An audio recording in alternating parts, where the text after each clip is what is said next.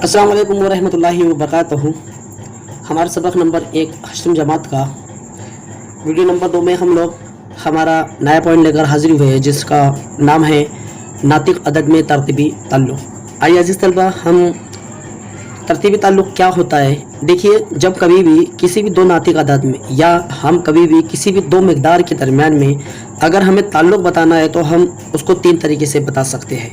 पहला, नंबर 1, दो मिक़दार में एक मिक़दार, जैसा मानिए कि फॉर एग्ज़ाम्पल ए एक मिक़दार है और बी एक दूसरी मिक़दार है।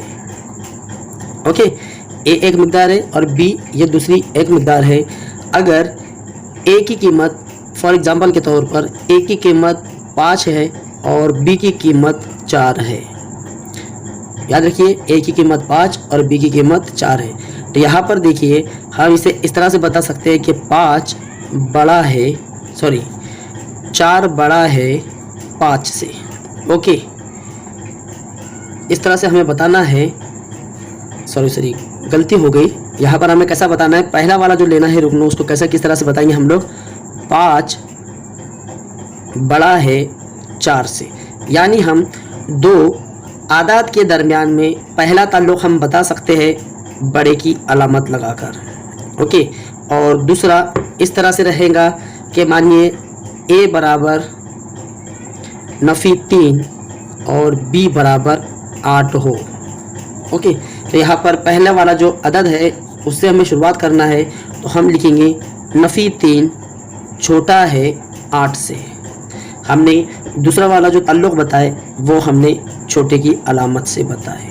ओके, और तीसरा जो है हमारा ताल्लुक़ बताने का वो है, अगर ए बराबर 7 हो और बी बराबर भी 7 हो तो हम कह सकते हैं कि 7 बराबर है 7 के।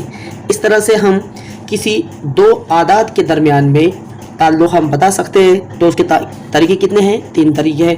पहला तरीका बड़े की अलामत से बता सकते हैं, दूसरा तरीका छोटे की अलामत से बता सकते हैं, और तीसरा तरीका हम दोनों को बराबर की अलामत से बता सकते हैं। अब इसके साथ साथ चलिए हम अब नातिक अदाद में ये पॉइंट शुरू करने से पहले हम कुछ ऐसी बातें जानते हैं जो हमें इससे सॉल्व करने में मददगार होंगी। जैसा कि मानिए एक नंबर है, ये है हमारे पास एक नातिक अदद है 5/3। ये एक नातिक अदद है। अगर हम इस नातिक अदद को किसी भी गैर सिफर अदद से, यानी कोई भी एक अदद आप मानिए, जैसा कि आपने 2 से इसको ज़र्ब दिया, यानी 5 ज़र्ब 2 और 3 ज़र्ब 2, इस तरह से आपने इसको ज़र्ब दिया, तो उसकी जो कीमत है उसकी कीमत में कुछ भी फ़र्क नहीं आएगा। यानी इसकी कीमत क्या है? 5/3 है। यानी हमने इससे क्या किया कि ऐसे गैर सिफर अदद से 5/3 को हमने ज़र्ब दिया, तो जो हमें नया जवाब हासिल हुआ है, तो जो कीमत 5/3 है वही कीमत 10/6 उसकी रहेंगी। यानी जब हम इसको तकसीम देंगे तो हमें जवाब वही हासिल होगा, कुछ तब्दीली उसके अंदर नहीं रहेगी। ये था हमारा पहला पॉइंट। दूसरा पॉइंट ये है कि ये पहला पॉइंट हमने यहाँ पर लिखे। दूसरा पॉइंट देखिए कि हर मनफी अदद, यह आपको अच्छी तरह से पता है, अब वो नातिक अदद की शक्ल में हो या फिर हमारे सही अदद की शक्लों में, हर मनफी अदद मस्बत अदद से छोटा होता है।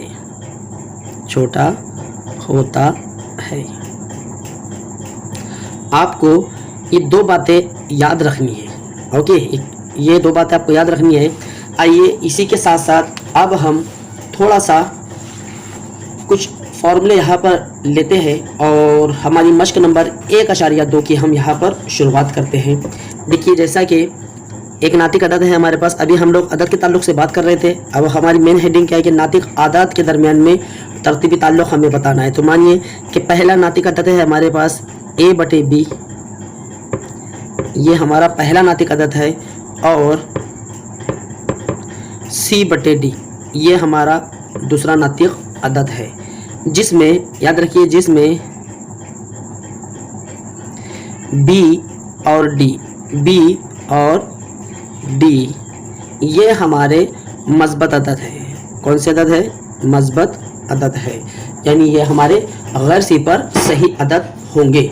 अब इसके अंदर जैसा कि ये दिया हुआ है a बटे b कॉमा c बटे d, अगर हम इसकी तिरछी ज़र्ब करें तो तिरछी ज़र्ब में क्या होगा, हम a और d की ज़र्ब करेंगे। तो पहली कंडीशन हमें मिलेगी कि a ज़र्ब d, यानी यहाँ पर जो भी जवाब रहेगा अगर वो छोटा रहेगा b ज़र्ब c से, किससे छोटा रहेगा, b ज़र्ब c से, तब हम बता सकते हैं, हम कह सकते हैं कि a बटे b ये कसर छोटी है c बटे d से। ओके, समझ में आ गया कि जब हम a और d का ज़र्ब करेंगे, अगर हमें पहला जवाब बाद वाले जवाब से छोटा मिल जाता है, यानी जैसा मानिए कि यहाँ पर 5 आ गया और यहाँ पर आया 8, क्योंकि 5 छोटा है 8 से, तो यहाँ पर जो भी कसर है हमारी, यानी पहली कसर किससे छोटी रहेंगी, बाद वाली कसर से। इसी तरीके से दूसरा जवाब देखिए, दूसरी कंडीशन इसकी ये है, याद रखना है आपको कि a ज़र्ब d बराबर है b ज़र्ब c के, यानी दोनों का हासिल ज़र्ब अगर यकसा आ जाता है तब हम कह सकते हैं कि a बटे b ये कसर बराबर रहेंगी c बटे d से। ओके, अब तीसरी कंडीशन हम लेते हैं यहाँ पर, ये हमें इस्तेमाल करना है, इसी के बेस पर हम छोटा बड़ापन तय करेंगे। अब देखिए इसी तरीके से कि अगर a ज़र्ब d का हासिल ज़र्ब अगर बड़ा रहता है b ज़र्ब c से, यानी a ज़र्ब d इन दो आदात का हासिल ज़र्ब b और c, ये दो आदात के हासिल ज़र्ब से अगर बड़ा रहता है तो हम कह सकते हैं कि पहली कसर यानी a बटे b ये कसर बड़ी रहेंगी बाद वाली कसर से, यानी c बटे d से। ये फार्मूला हमको रखना है हमेशा। आइए अब हम शुरू करते हैं हमारे मश्की सेट 1.2 के कुछ सवालात से। तो यहाँ पर चलिए हम लिखेंगे, स्टार्ट करते हैं हम मश्की सेट 1.2। हिदायत हमको सवाल में दी गई है कि दर्ज झेल आदात में छोटा बड़ापन तय कीजिए।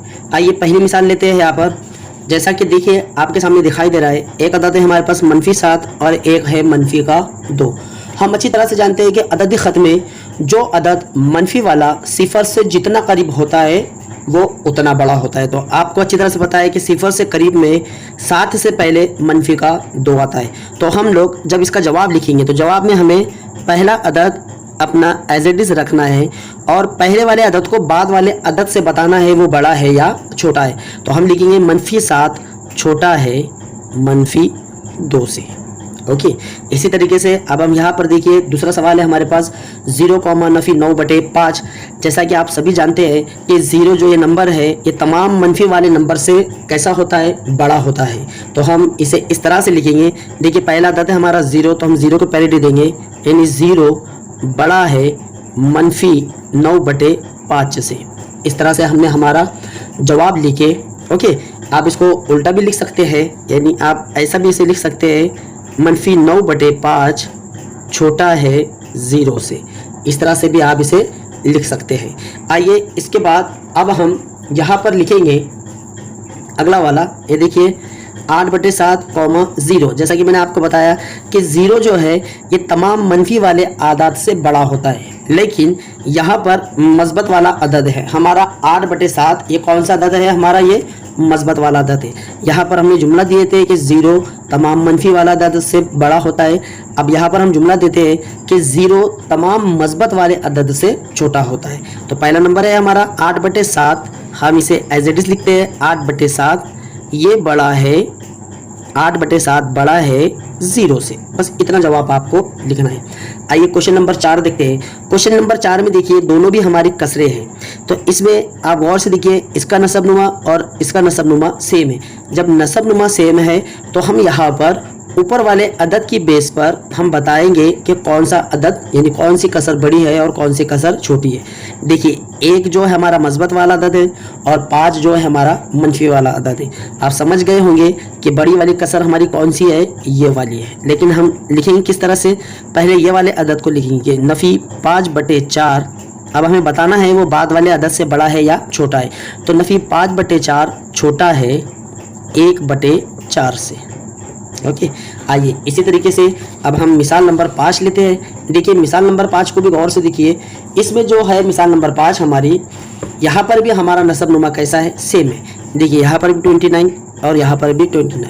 तो यहाँ पर देखिए इन ऊपर वाले यानी शुमार खुनिंदा में कौन सा नंबर हमारा बड़ा है, 141।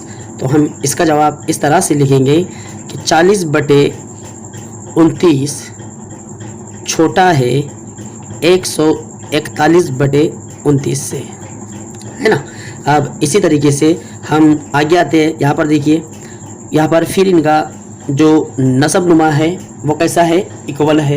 तो किस तरह से हम लिख सकते हैं, देखिए 13 जो है 17 से पहले आता है, तो जाहिर सी बात है 13 जो है हमारा ये बड़ा अदद हो गया। तो हम यहाँ पर लिखेंगे, देखिए नफ़ी 17/20 छोटा है नफ़ी 13/20 से।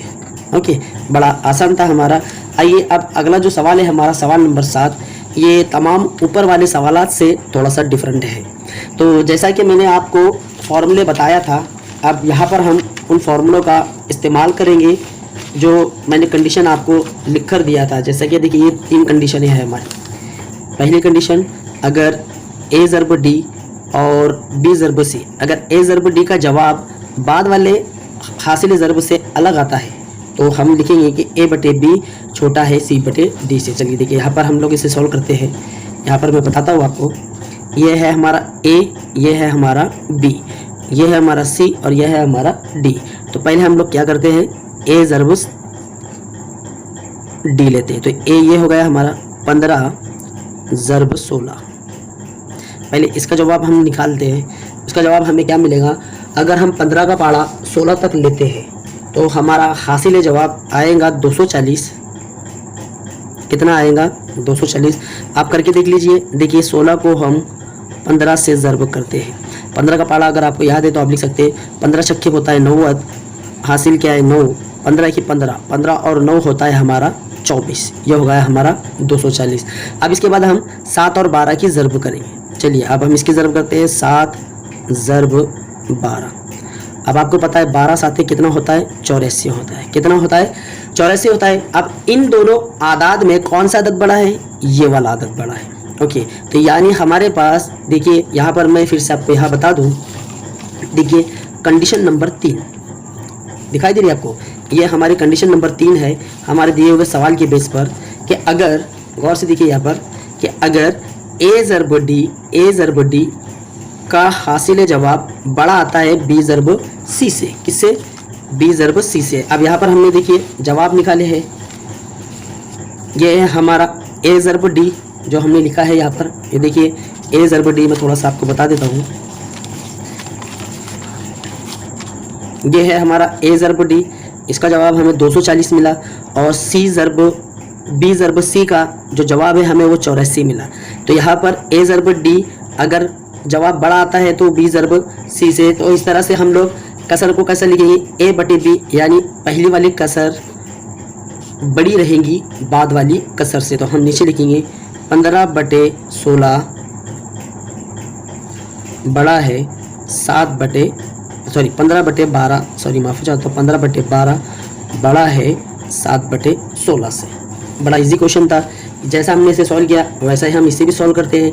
पहले हम ए और डी की ज़रब करते हैं। नफ़ी 25 ज़रब 4, जवाब हमारा आएगा मनफी का 100। इसी तरीके से हम इन दोनों की ज़रब करते हैं। मनफी 9 ज़रब 8, इसका जवाब आएगा 72, मनफी का 72। आपको पता है मनफी वाले अदद में सिफर से पहले वाला जो अदद आएगा, यानी 100 से पहले जो अदद हमारा सिफर से पहले आता है, यानी सिफर से करीब में आता है, वो नंबर 72 है। अब ये जवाब हमें किसका मिला, ये जवाब हमें बी ज़रब सी का मिला और ये जवाब हमें ए ज़रब डी का मिला, यानी पहला वाला जवाब बाद वाले जवाब से छोटा है। तो इसलिए हमारी पहली कंडीशन देंगे। देखिए पहले वाला का जवाब अगर बाद वाले जवाब से छोटा रहता है तो पहली कसर बाद वाली कसर से छोटी रहती है। तो हम यहाँ पर लिखेंगे नफ़ी 25/8 छोटा है नफ़ी 9/4 से। ये थे हमारे सवालात। मश्क नंबर 1.2 के तमाम सवालात का जिक्र हमने यहाँ पर किया। अब इसके बाद हम अगले टॉपिक की तरफ आएंगे जो हमारा है नातिक आदात का आखिरी सूरत में इजहार।